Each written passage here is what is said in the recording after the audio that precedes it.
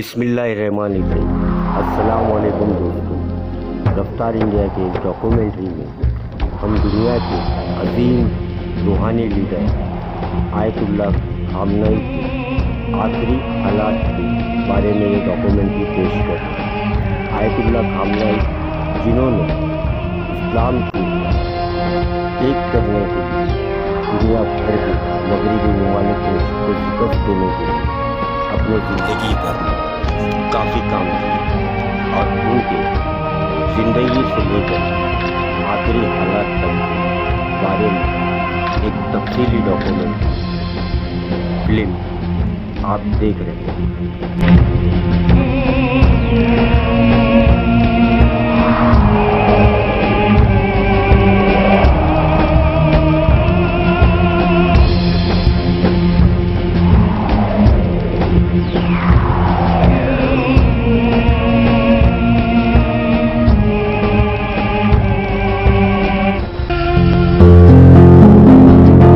ये तस्वीरें इमाम खुमैनी के अपने मकान की हैं। ये माह मुबारक रमजान का वो जमाना है जिसमें आपके मुल्की सियासतदानों, हुक्काम और हुकूमती सतह के अफराद, खुसूसन सदर जमहूरिया, वजीर आजम और चीफ जस्टिस, साथ ही साथ पार्लियामेंट के मेंबरान और सुप्रीम कोर्ट के जजेस को भी इफ्तार पर मदऊ किया था। इमाम खुमैनी ने इस मौके पर कोई तकरीर नहीं फरमाई थी, बल्कि सिर्फ नमाज मगरिब व इशा की इमामत के फराइज अंजाम दिए थे।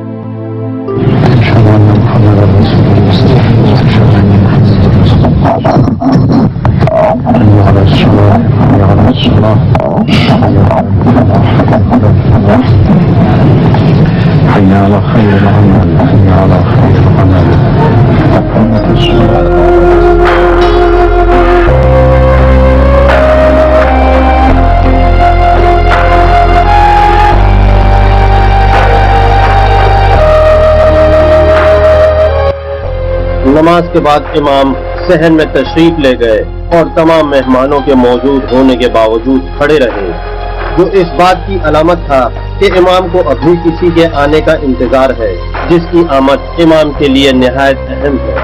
फौरन ही सदर जमहूरिया सैयद अली खामेनेई तशरीफ ले आए और इमाम ने उनको अपने करीब चले आने का इशारा कर दिया और खुद बैठ गए। ये आइंदा आने वाले बहुत से अहम मसाइल की तरफ इशारा था।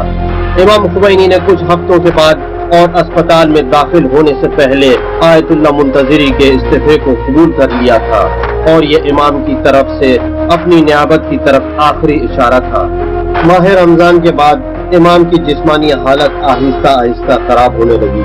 शनिचर 23 मई 1989 इमाम की जिंदगी का आखिरी दिन था, जो इमाम ने अपने जमारान के दफ्तर में गुजारा।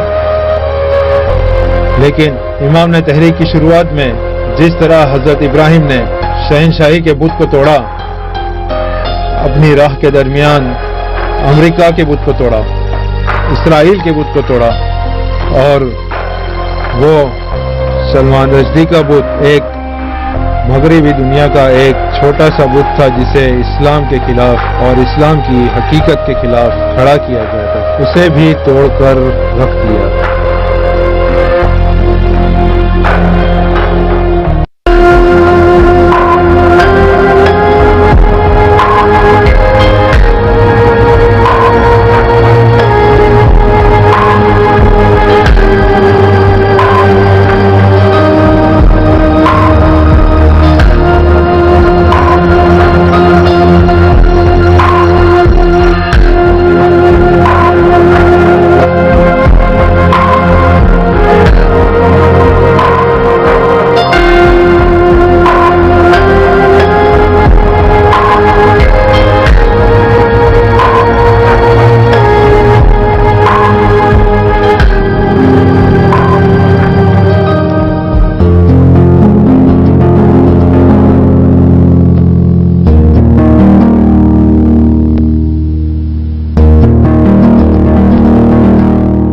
इमाम को मैदे के कैंसर का मरज था और इमाम को ये मरज उस वक्त से परेशान कर रहा था जब इमाम नजफ में मुकीम थे। लेकिन जैसे ही इस्लामी इनकलाब की रहबरी के लिए इमाम ने नजफ से हिजरत फरमाई, न मालूम वजूहात की बिना पर इमाम का ये मरज इमाम के जिस्म से यकबैक गायब हो गया था और अब 10 साल के बाद दोबारा पैदा हो गया था। इमाम के मेडिकल पैनल के मुताबिक 1979 में जब इस्लामी इनकलाब की रहबरी के लिए इमाम नजफ से बाहर तशरीफ लाए तो इमाम के जिस्म में कैंसर ने फलना फूलना बिल्कुल बंद कर दिया था और अब 10 साल के बाद 1989 में दोबारा इमाम का मरज वापस पलट आया था। इमाम के मरज ने फैलना क्यों बंद कर दिया और दोबारा क्यों शुरू हो गया, इसकी वजह इमाम के मेडिकल पैनल की समझ में कभी न आ सकी और इसी वजह से आपको 24 मई 1989 को अस्पताल में दाखिल कर दिया गया, जहां आप सिर्फ 11 दिन जिंदा रह सके।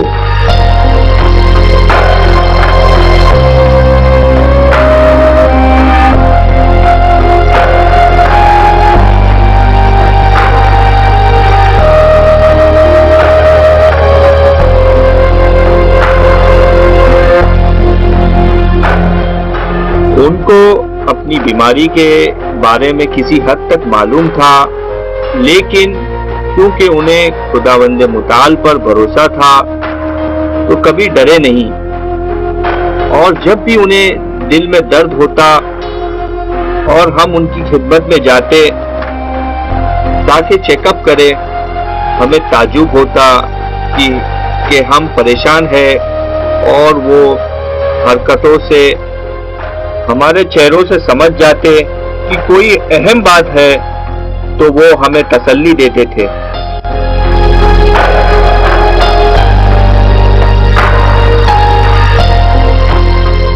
शायद मैंने इस 40-50 साल के अरसे में कि जब से मैं डॉक्टर बना हूं ऐसा मरीज नहीं देखा जो इतना मुनज़्ज़म और डॉक्टर के कहने के मुताबिक अमल करता हो।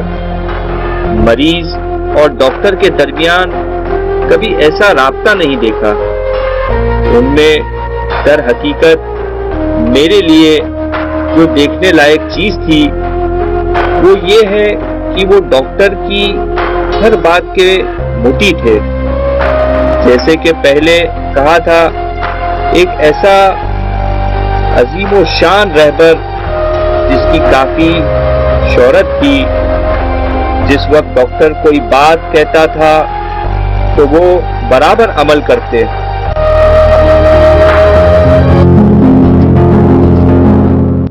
इमाम कौमी मसाइल से मुतालिक काफी संजीदा रहते थे और इसी वजह से इमाम हमेशा हुकूमती सतह पर सैयद अली खामेनी, हाशमी रफसंजानी जैसे जिम्मेदार अफराद को जो इमाम के शागिर्द थे तलब कर लिया करते थे। साथ ही इमाम दिन भर की खबरों का खुलासा सुनने के लिए रात की आखिरी खबरों को जरूर सुनते थे। इमाम अपने छोटे से रेडियो और अखबारात को खुद से कभी दूर नहीं रखते थे ताकि दुनिया भर की खबरों और हालात से आगाह होते रहे। इमाम अपने इन आखिरी 11 दिनों में भी मुतल्लिका अफराद से राबते में रहते थे। इमाम की आदत थी कि वो रोजाना ईरान के तकरीबन हर अखबार का जायजा लेते थे। वो ईरान रेडियो को सुनते थे और खासतौर पर ईरान टीवी पर भी अच्छी खासी उनकी नजर रखती थी और बिलखुसूस ईरान टीवी पर आने वाली खबरों को भी कसरत से सुनते थे।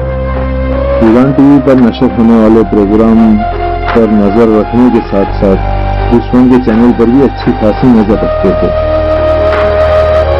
उनकी हमेशा कोशिश रहती थी कि वो अक्सर नामचीन अखबारों के एडिटोरियल पढ़े, चाहे वो ईरान के अखबार हो या दूसरे मुल्क के अखबार, और बिलखुसूस अमरीकी और इसराइली अखबार।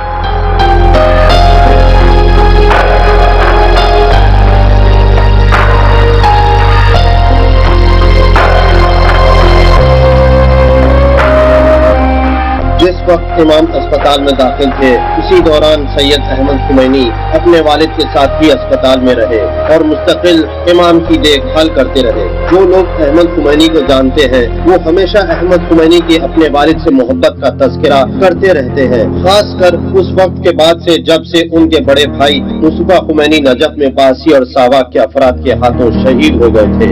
सैयद अहमद खुमैनी अपने वालिद के दायां हाथ थे, दफ्तर के मुंतजिम और इमाम के हमराज थे। साथ ही जब तक अहमद खुमैनी जिंदा रहे कोई ओहदा कबूल नहीं किया, यहाँ तक कि 1993 में आपका इंतकाल हो गया। उस दौरान वो काफी मजाक किया करते थे, वो बहुत मोहब्बत से पेश आया करते थे, वो बहुत ही हंसमुख मिजाज के थे, लेकिन बहुत ही कम लोगों को उनके इस मिजाज के बारे में पता था। क्योंकि उनका ये मिजाज सिर्फ बच्चों के साथ ही था। वो हमारे साथ और बच्चों के साथ मजाक कर रहे थे और शेख रफसन जानी से कहा कि वो लोगों से कहें कि उनके लिए दुआ करें कि खुदा उन्हें कबूल करेगा।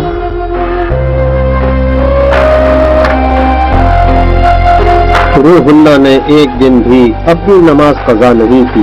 अच्छी खासी उम्र होने और जिस्मानी ताकत के जवाब दे जाने के बावजूद भी आपका इसरार यही था कि वैसे ही नमाज बजा लाएं जैसे आम हालत में बजा लाते थे, जबकि आपके आसपास के लोगों का यही इसरार था कि बैठकर नमाज पढ़ें, लेकिन आपके इस इसरार के सामने मजबूर हो जाते थे कि आपको खड़े होकर ही नमाज पढ़ने दें। ऐसा लगता था कि 87 साल का ये कमजोर इंसान खुदा के हुजूर में हुजूर और खुशू के बगैर हाजिर नहीं हो सकता था और बैठकर नमाज नहीं पढ़ सकता। लिहाजा खुदा के हुजूर में खजालत की वजह से अपने ऊपर सख्ती करते थे ताकि खड़े होकर नमाज पढ़ सके।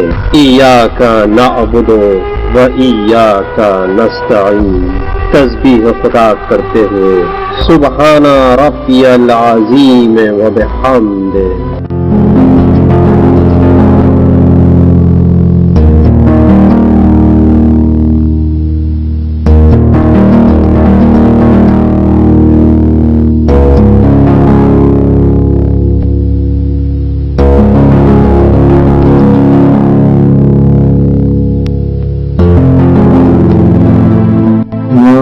रोजाना अच्छा खासा वक्त कुरान की तिलावत में गुजारते थे और उसी तरह दुआ भी काफी करते थे। 10 साल के अरसे में कि जो मैंने इमाम की खिदमत में जमरान में गुजारे, उस अरसे में 2 मरतबा मफातिहुल जिनान पारा पारा हो गई।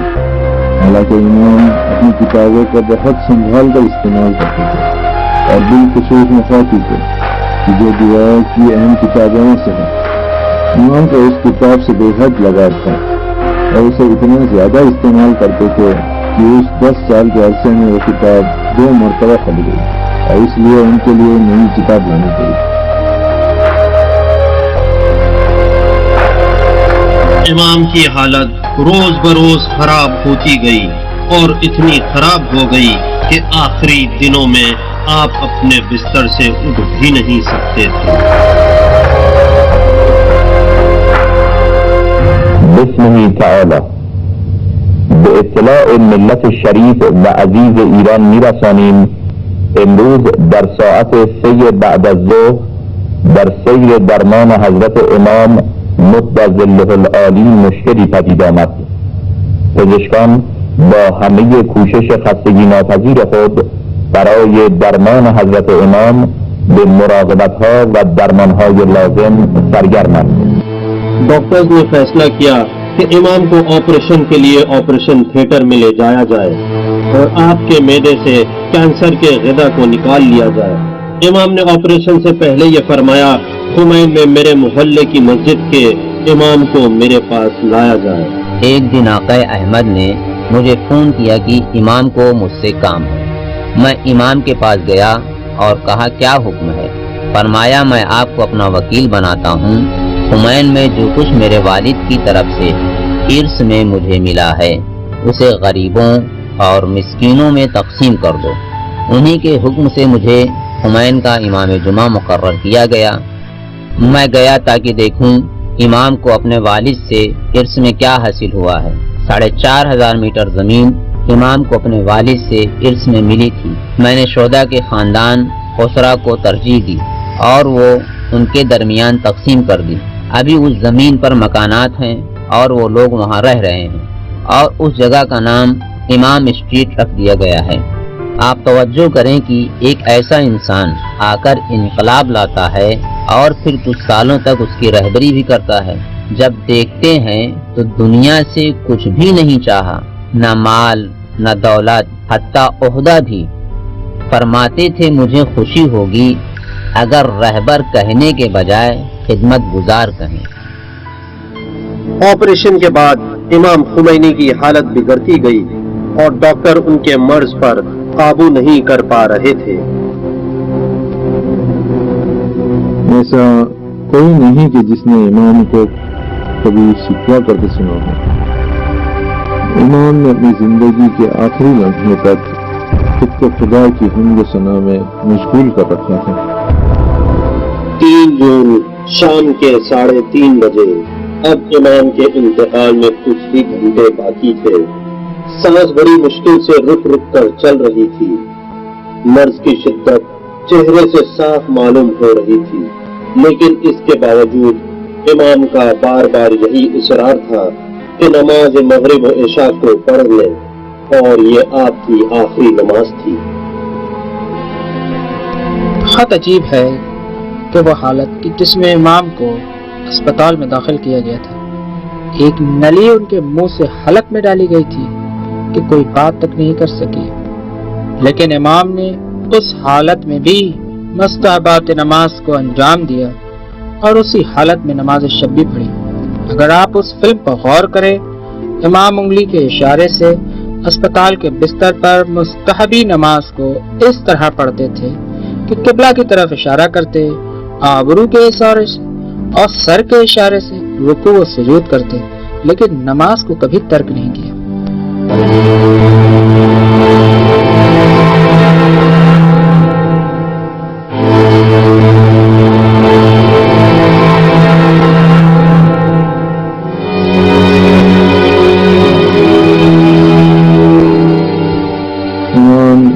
सर, उनकी आंखों और उनके हाथों के इशारों से पता चलता था कि वो रुकू और सुजूद करते थे, और आखिर में वो खुदा की हम्द सना करते हुए इस दुनिया से चले गए।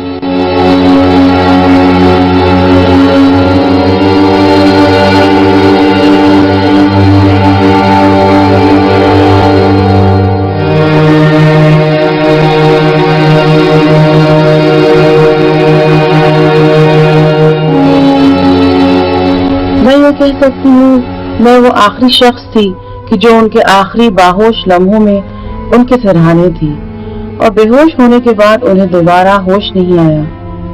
उन्होंने मुझसे कहा कि जाकर सबको अंदर बुलाओ, तो मैं किसी को भेजकर मैंने अपनी माँ, अपने भाइयों और अपनी बहनों को अंदर बुलवाया, और हम सब के सब उनके इर्द गिर्द जमा हो गए। एक बहुत ताज्जुब की बात थी कि ऐसी हालत में भी उन्होंने 2 शरई मसलों का जवाब दिया। मैंने उनकी जबान से निकलने वाले आखिरी लफ्ज को भी सुना था। मैंने पहले उनसे नमाज के बारे में पूछा था, नमाज शब के बारे में। उन्होंने मुझे जवाब दिया था, लेकिन मैं उनके आखिरी अल्फाज समझ नहीं पाई। फिर उन्होंने मुझे बत्तियां बुझा देने को कहा। शायद वो ये समझ रहे थे कि हम उनकी तकलीफ बर्दाश्त नहीं कर पाएंगे। उन्होंने कहा कि जो यहाँ पर रुकना चाहे वो रुकिए, और जो बाहर जाना चाहे वो बाहर जा सकता है, और फिर से बत्तियां बुझा देने को कहा। मेरी माँ और मेरी बहनें एक एक करके बाहर चली गई। मैं उनकी तरफ मुड़ी और उनके चेहरे का बूसा लिया। मैंने देखा कि वो अपनी उंगलियां हिला रहे थे। मुझे लगा कि शायद वो नमाज पढ़ रहे थे, खुदा बेहतर जानता है। मैंने उनकी उंगलियों के इशारे से ये अंदाजा लगाया कि वो नमाज पढ़ रहे थे। मैंने बत्तियां बुझा दी और कमरे से बाहर चली गई। उन्होंने भी अपनी आंखें बंद कर ली, और उसके बाद दोबारा उन्हें कभी होश नहीं आया। डॉक्टरों ने होश मिलाने की बहुत कोशिशें की। उन्होंने सारी मुमकिन कोशिशें कर ली ताकि उनका दिल दोबारा धड़कने लगे। डॉक्टरों ने कहा कि इमाम ने कुछ लम्हों के लिए अपनी आंखें खोली थी और वो आसमान की तरफ देख रहे थे। ये उनके आखिरी लम्हात थे।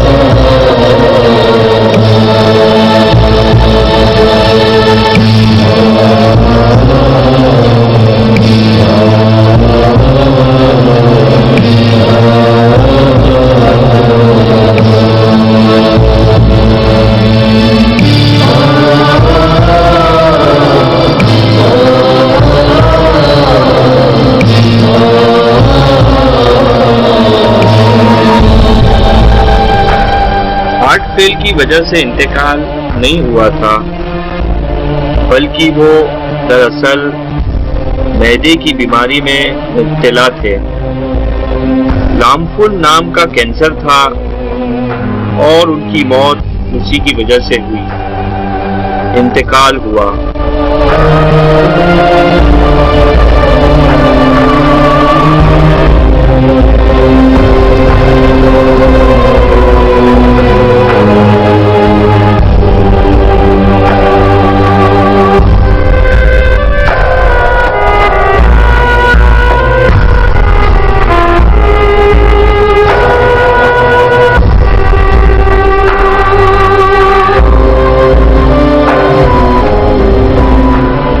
آخر کار امام خمینی شب شنبے 28 شوال کے مطابق 3 جون 1989 کو 87 سال 9 مہینے 10 دن کی عمر میں اس دار فانی سے دار بقا کی طرف کوچ کر گئے۔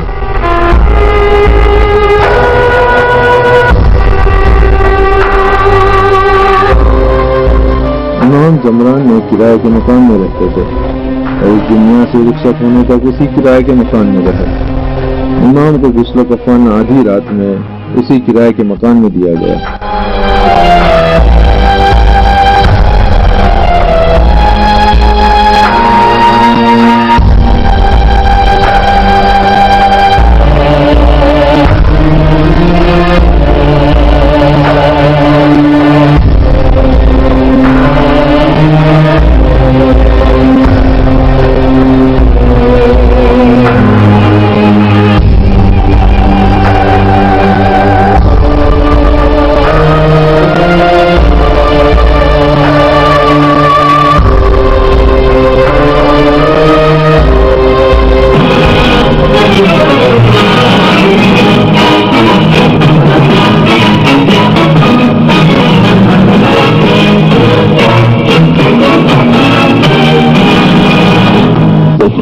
الرحمن الرحیم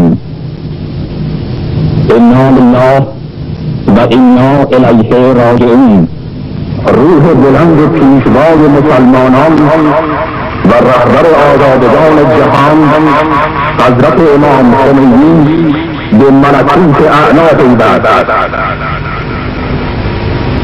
به همین مناسبت از سوی حجت الاسلام سید احمد خمینی فرزند امام خمینی بیانیه‌ای به این شهر منتشر شد۔ امام کے فرزند سید احمد خمینی نے آپ کی رحلت کی رات میں بیان جاری کیا جو جمہوریہ اسلامی ایران کے سرکاری ٹیلی ویژن سے نشر کیا گیا۔ امام کا دفتر بند کر دیا گیا ہے اور شرعی حکم نیز خمس و زکوٰۃ قبول کرنے کے سلسلے میں فی الحال دفتر معذور ہے۔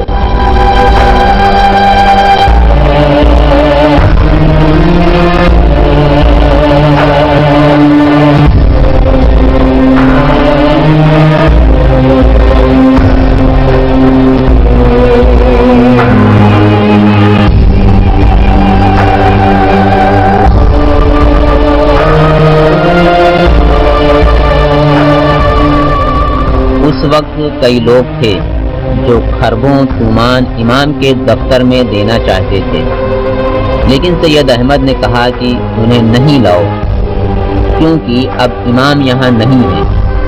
جب امام خمینی اسپتال میں تھے، ایک عالم نے کچھ پیسے امام کے دفتر بھیجے تھے، لیکن کچھ دنوں بعد وہ پیسے انہیں لوٹا دیے گئے اور کہا گیا کہ سید احمد نے کہا کہ انہوں نے پیسہ لینا بند کر دیا ہے۔ سید احمد نے 800 ملین کا چیک حوض علمیہ کے سرپرست آیت اللہ فاضل لنگرانی کے حوالے کر دیا تاکہ اس سے طلاب کا شہریہ دیا جا سکے، اور کہا کہ امام کے بینک کے اکاؤنٹ میں جو پیسہ تھا وہ امام خمینی کے گھر والوں کی ملکیت نہیں ہے بلکہ ان کے حوض علمیہ کی ملکیت ہے۔ امام خمینی کے دفتر میں موجود تمام شرعی رسوم کو آپ کی رحلت کے بعد حوض علم قم کے دینی طلاب پر صرف کر دیا گیا۔ امام کے اہل خانہ نے ان رسوم کے مصرف میں نہ تو کوئی دخالت کی اور نہ ان سے کچھ حاصل کیا۔ اس کے علاوہ سید احمد خمینی نے نہ تو اپنے والد کی زندگی میں اور نہ ہی آپ کے انتقال کے بعد जब तक खुद जिंदा रहे कोई सियासी ओहदा व मनसब कबूल नहीं किया।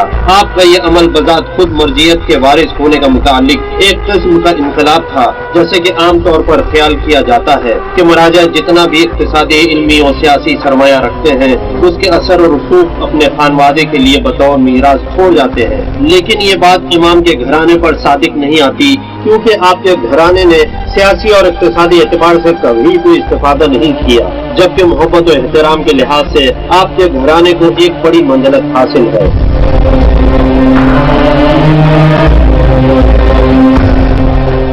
कौम के हौज़ इल्मिया के सरपरस्त आयतुल्लाह फाजिल लंकरानी ने मुझे इमाम खुमैनी और उनके फर्जंद आक़ा अहमद की शख्सियत के बारे में एक दिलचस्प बात बताई थी कि एक मर्तबा उन्होंने मुझसे कहा कि आक़ा अहमद की शख्सियत के बारे में एक अहम बात है जिसे तुम्हें जानना चाहिए। मैंने पूछा कि वो क्या बात है। उन्होंने कहा, एक दिन कि जब मैं हौज़े का सरपरस्त था, सैयद अहमद ने मुझे फ़ोन किया और कहा कि हौज़े के सभी मुदर्रिसीन को इत्तला कर दो कि वो उनसे कुछ बात करना चाहते हैं। जब सभी जमा हो गए तो हमने देखा कि सैयद अहमद एक बड़ी थैली के साथ बीच में बैठे हुए हैं। हमने पूछा कि इसमें क्या है। उन्होंने जवाब दिया कि इसमें तोहफा और हदिया है जिसे इमाम के चाहने वालों ने इमाम को दिया था। पैसे हैं और सोना भी है और हम इमाम के घर वाले उसे इस्तेमाल नहीं करना चाहते, इसलिए मैं इसे यहाँ ले आया हूँ ताकि उस पैसे और सोने से तुल्लाब का शहरिया दिया जा सके।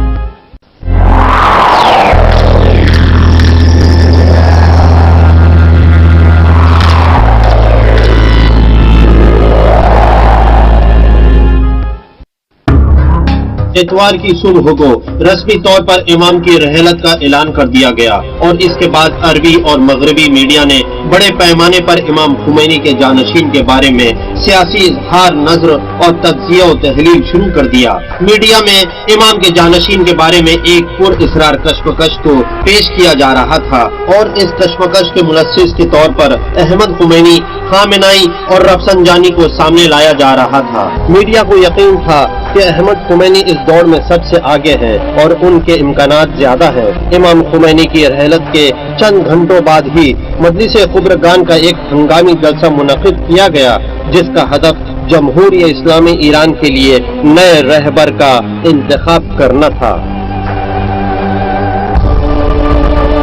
इमाम के इंतकाल के बाद खुबरगान ने एक मीटिंग बुलाई। बहस हुई कि रहबरी गिरोही सूरत में हो या फर्दी। गिरोही नजरिया कबूल नहीं हुआ क्योंकि इमाम ने फरमाया था कि फर्दी हो न गिरोही। इसके बाद फर्द पर बहस शुरू हुई और आखिर मजलिस खबरगान ने मुकम्मल अक्सरियत के साथ एक शख्सियत का जो बावकार, बासलाहियत, मुदीर, मुदब्बिर, शुजा, फकी और अदालत पसंद और आज़ादी पसंद यानी हजरत आयतुल्लाह खामनाई मुद्दज़िल्लाहुल आली को इस्लामी निज़ाम की रहबरी के लिए हजरत इमाम रिज़वानुल्लाह ताला अलैहि के बाद इंतखाब किया।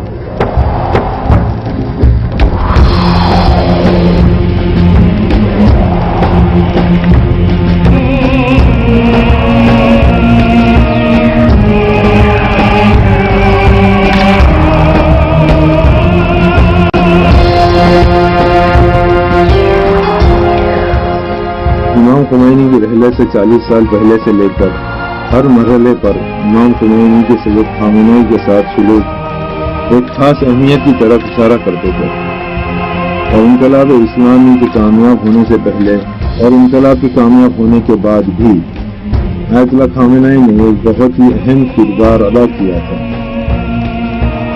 इमाम ने सख्त हालात में आयतुल्लाह खामेनी के कांधों पर जिम्मेदारियां रखी।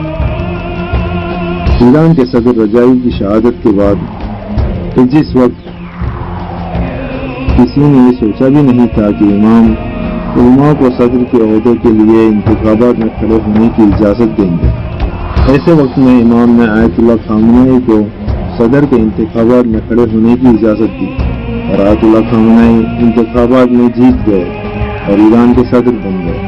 اس وقت وہ دفاعی کونسل کے صدر تھے اور مسلح فوج کے ڈپٹی کمانڈر ہونے کے ساتھ ساتھ تہران کے امام جمعہ بھی تھے۔ دوسرے کام میں بھی امام ان پر بہت بھروسہ کرتے تھے اور شہری رقوم کو خرچ کرنے کی ذمہ داری بھی انہیں دیتے تھے۔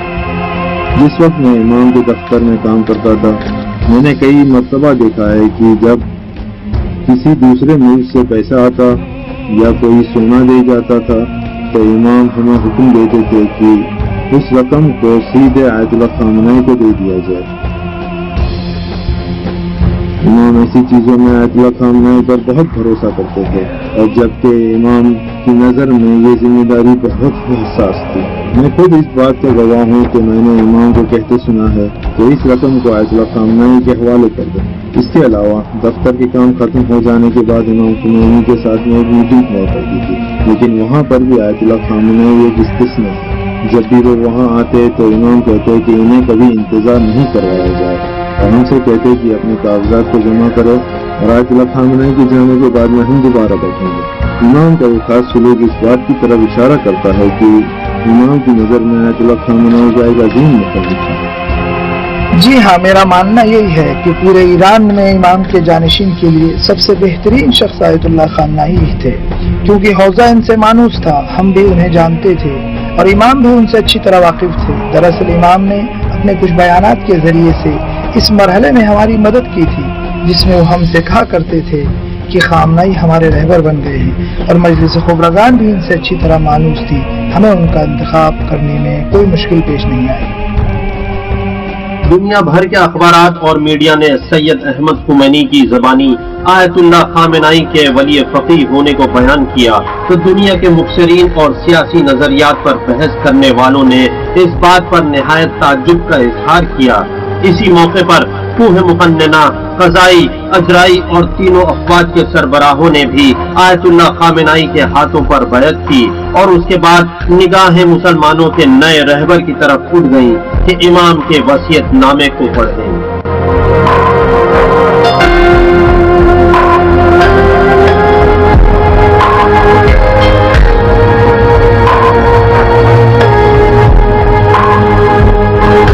دلی آرام و قلبی مطمئن و روحی شاد و ضمیری امیدوار به فضل خدا از خدمت خواهران و برادران مرخص و به جوی سوی جایگاه ابدی سفر میکنم و به دعای خیر شما احتیاج مبرم دارم و از خدای رحمان و رحیم میخواهم که عذرم را در کوتاهی خدمت و قصور و تقصیر بپذیر.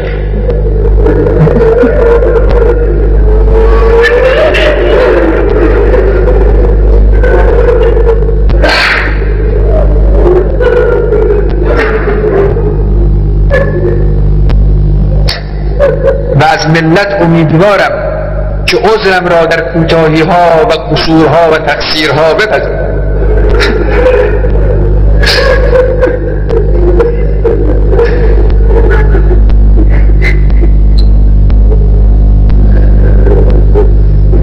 و با قدرت و تصمیم اراده به پیش روند و بدانند که با رفتن یک خدمتگزار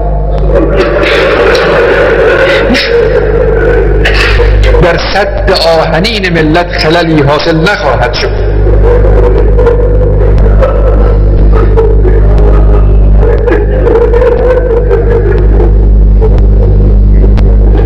که خدمتگزاران بالا و بالاتر در خدمتند و الله نگهدار این ملت و مظلومان جهان است. و السلام علیکم و علی عباد الله الصالحین.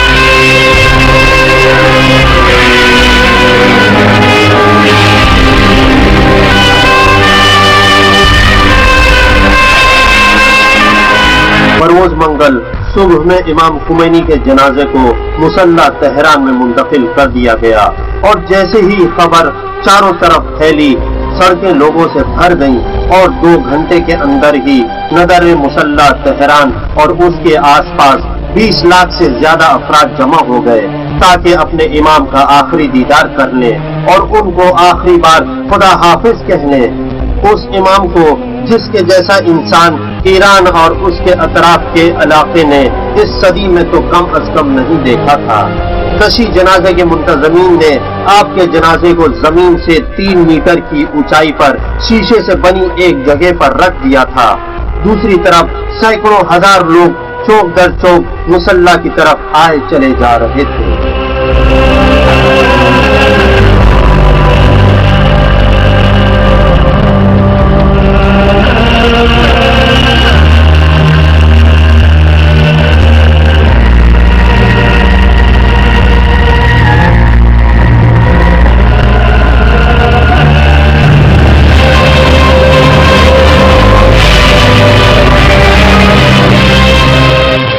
तेहरान ने उस रोज शब को दीवानावार बसर किया। ऐसा लगता था जैसे लोग इस बात पर यकीन ही नहीं करना चाहते कि इमाम रहलत फरमा चुके हैं। इमाम के इंतकाल की खबर गोया उस बिजली की तरह थी जो अचानक लाखों इंसानों पर आ गिरी थी। हजारों लाखों लोगों की आह-ओ-बुका, चीखे, नाले, गम अंगेज नारे और मातमी दस्ते, ये सब उस आशिक़े कौम का रद्द अमल था जो अपने महबूब रहबर के फक़दान पर खून के आंसू बहा रहा था।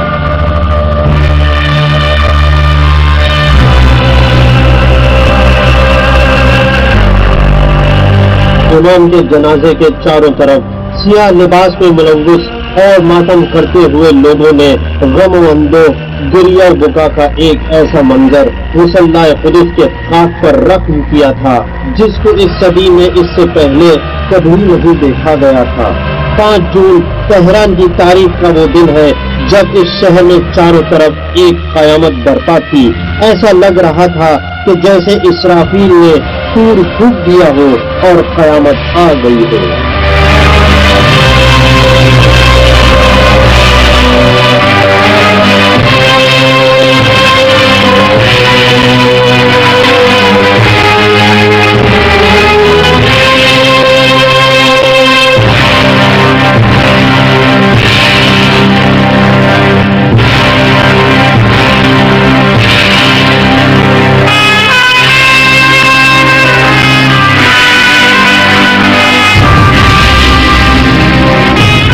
हर आदमी इमाम के जनाजे पर नमाज मैयत पढ़ने की तैयारी कर रहा था। कई किलोमीटर लंबी सफ़े तश्कील हो गई थी। अरबी ममालिक और बहुत से दुनिया के दूसरे हिस्सों के इदारों के जिम्मेदारान और सियासी और रूहानी शख्सियात का इज्तिमा इस मौके पर अपने वजूद का एहसास दिला रहा था। दुनिया भर से अफराद आते गए और इस गमगीन और अलम अंदोह में डूबे हुए लोगों के सैलाब के हमरा होते गए।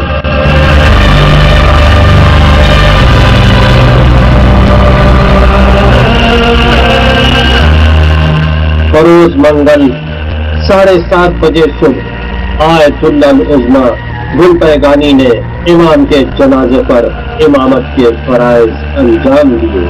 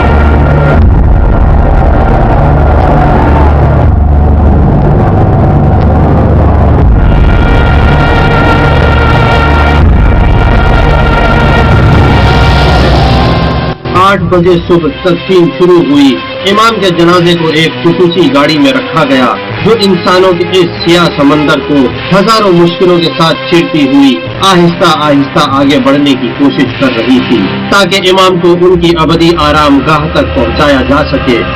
एक सवाल उठता है कि उन्हें वहाँ क्यों दफन किया गया। उस रात इस बात पर गुफ्तगू हो रही थी कि इमाम को कहाँ दफन किया जाए। एक ने कहा कि तुमने हजरत मासूमा के करीब, दूसरे ने कहा कि जमरान में, जमरान के बगल में। कुछ लोगों ने मशवरा दिया कि तुम और तेहरान के दरमियान किसी जगह पर दफन किया जाए। एक शख्स ने कहा कि एयरपोर्ट रोड पर दफन किया जाए। सब ने अपना अपना मशवरा दिया, लेकिन किसी ने भी इस जगह का तस्करा नहीं किया। मैं वहाँ मौजूद था, बहुत सी जगह का तस्करा हुआ, लेकिन इस जगह का किसी ने भी तस्करा नहीं किया। हमें खुद पता नहीं चला कि हमने इस जगह को क्यों चुना। दोस्त ज़हरा के करीब, जो हमारे शहदा का सबसे बड़ा कब्रिस्तान है। मुझे ऐसा लगता है कि खुद खुदा वंदे आलम ने इमाम के दफन होने के लिए इस जगह को चुना। सभी ने किसी जगह का मशवरा दिया और अपनी बात पर इसरार भी कर रहे थे, लेकिन किसी ने भी इस जगह का मशवरा नहीं दिया था। अचानक सभी ने इस जगह की राय पेश की और यहाँ पर दफन करने के लिए राजी भी हो गए। इस वाक़े के बाद मुझे इमाम के अल्फाज याद आ गए जिसमें इमाम ने कहा था, ऐ खुदा मुझे शहदा के नज़दीक कबूल करना।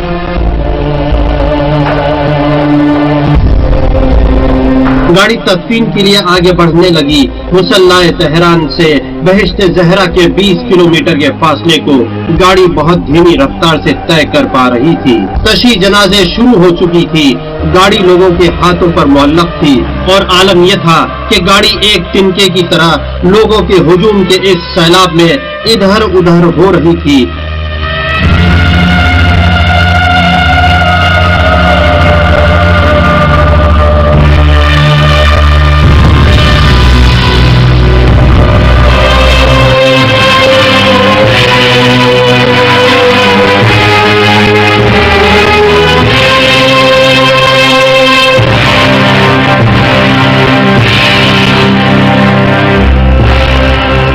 लोग खुद ब खुद गाड़ी को जमीन से बुलंद किए दे रहे थे। ये मंजर ईरान में उस दिन की याद ताज़ा कर रहा था जब आपने ईरान की सरजमीन पर कदम रखते ही ये फैसला किया था कि आपकी तकरीर बहिश्ते ज़हरा में होगी और आपकी आमद के बाद ईरानी अवाम से वहीं पर मुलाकात भी होगी, जिस दिन 70 लाख से भी ज्यादा लोग आपके इस्तेकबाल के लिए हाजिर हो गए थे।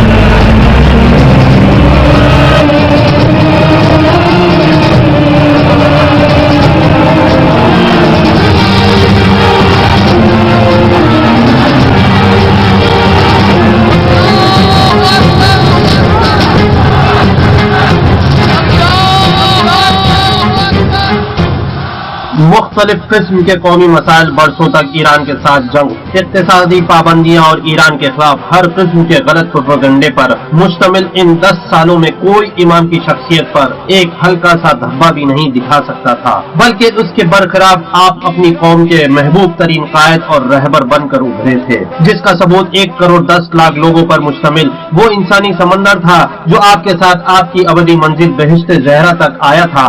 इतने लोगों का ये इज्तिमा तारीख बशरियत के अहम इज्तिमाआत में से एक था। तारीख में ऐसा कम ही देखने को मिलता है कि इतने बड़े इंसानी मजमे ने किसी के तशी जनाजे की हो।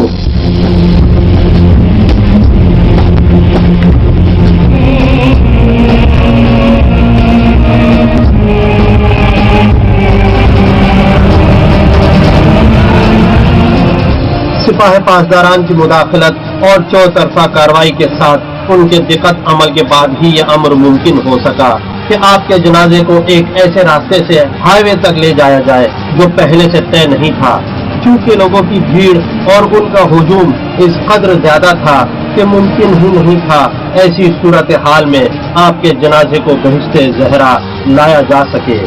हाईवे पर आने के बाद आपके जनाजे को हेलीकॉप्टर में मुंतकिल कर दिया गया। تاکہ ہوائی راستے سے بآسانی بہشت زہرا پہنچایا جا سکے۔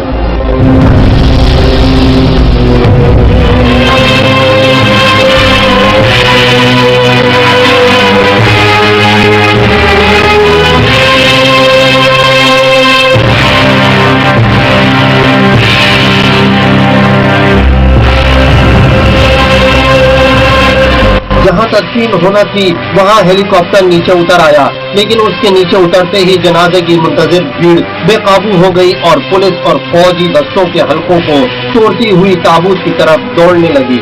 دیوانہ وار اپنا سر و سینہ پیٹتے ہوئے لوگوں نے تبرک سمجھ کر کفن کو پارا پارا کر دیا۔ پولیس نے لاکھ کوشش کی، یہاں تک کہ ہوائی فائرنگ بھی کی، لیکن لوگوں کو تتر پتر کرنے میں کامیاب نہ ہو سکی۔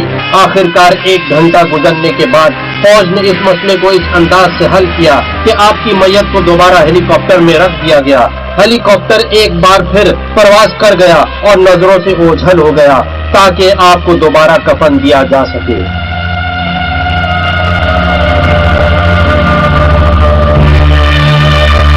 ایک ایسا منظر جو کبھی لوگوں کے ذہنوں سے محو نہیں ہو سکتا۔ تاریخ کی مجبوری ہے کہ وہ اس واقعے کو ہمیشہ ہمیشہ کے لیے اپنے اندر ثبت کر لے، کیونکہ یہ ایسا واقعہ ہے جس میں امام اپنے 1 کروڑ 10 لاکھ کے قریب عاشقوں کے درمیان گھرے ہوئے تھے۔ تدفین کا مرحلہ دوسری مرتبہ بھی پورا نہ ہو سکا۔ ذمہ داران مملکت حیران و پریشان تھے کہ آخر کیا کریں، لوگوں کے اس عشق و محبت کے آگے کون سا چارہ اپنائے، کیونکہ یہاں موجود ہر عاشق کی یہی دلی خواہش تھی کہ امام کے جنازے کو مس کیے بغیر امام کو الوداع نہ کہیں۔ اس درمیان ہاشمی رفسنجانی ہیلی کاپٹر سے اترے اور آپ نے امام کے جنازے کو واپس کرنے کے لیے ضروری اقدامات کیے اور امام کا جنازہ مسلسل تیسری بار تکفین کے لیے واپس کر دیا گیا۔ اس بار بذات خود احمد خمینی جنازے کے ساتھ آئے تاکہ تدفین کے مراحل انجام پا سکے۔ لوگوں کے ہجوم کو منتشر کرنے کے لیے سرکاری ریڈیو اور ٹیلی ویژن سے اعلان کر دیا گیا کہ تدفین اب 1 دن بعد ہوگی، لیکن لوگ ٹس سے مس نہ ہوئے۔ ہیلی کاپٹر نے کئی بار نیچے اترنے کی کوشش کی لیکن کامیاب نہ ہو سکا، یہاں تک کہ چھٹی بار زمین پر اتر سکا۔ اس دفعہ امام کے جنازے کو لوہے کے ایک ایسے تابوت میں لایا گیا جس پر تالا لگا ہوا تھا تاکہ کسی کا ہاتھ آپ کے بدن اور کفن تک نہ پہنچ سکے۔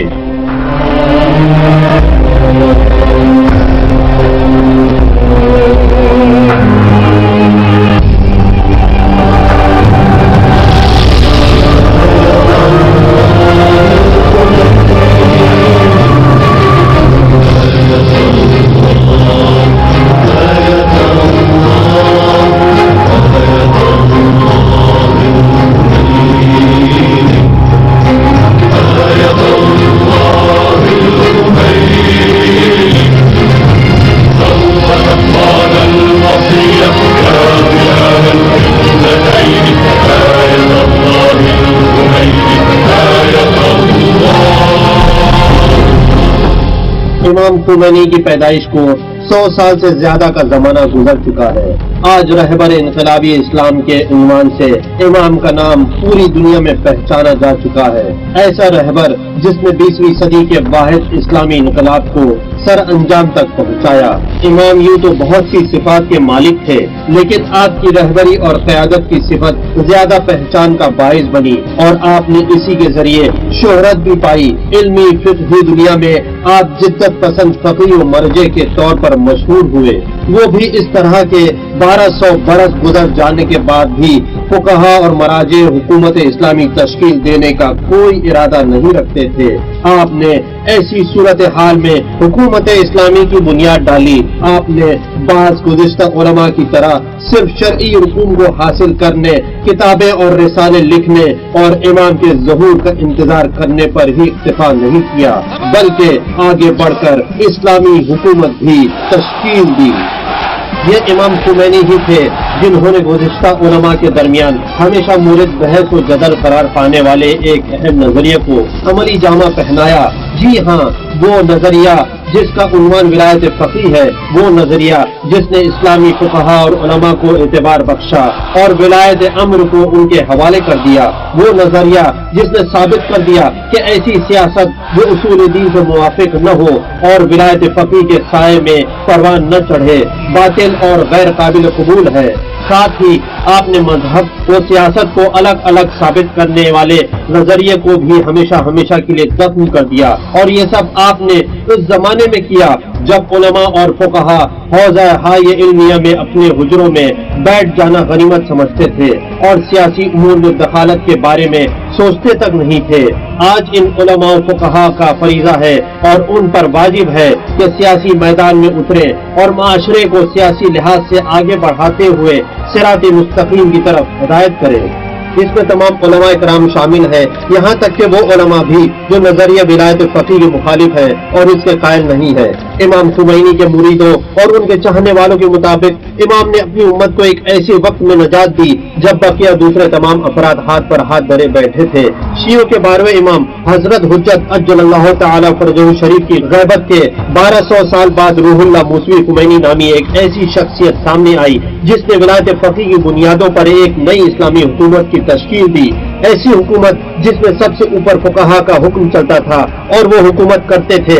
यही वो इस्लामी हुकूमत है जिसके लिए गुज़िश्ता सदियों तक मुसलमान आलम सही कोशिश करते चले आ रहे थे।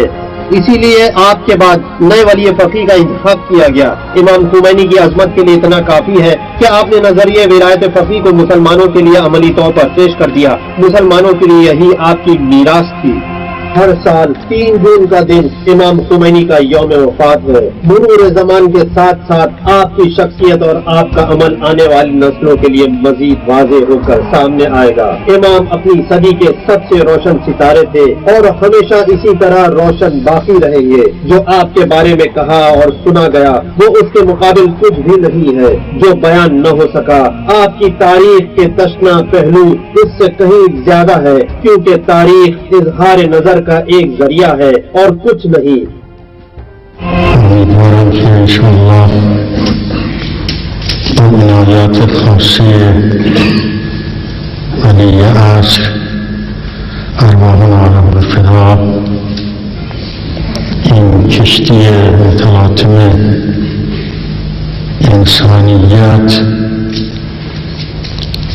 به ساحل نجات برسد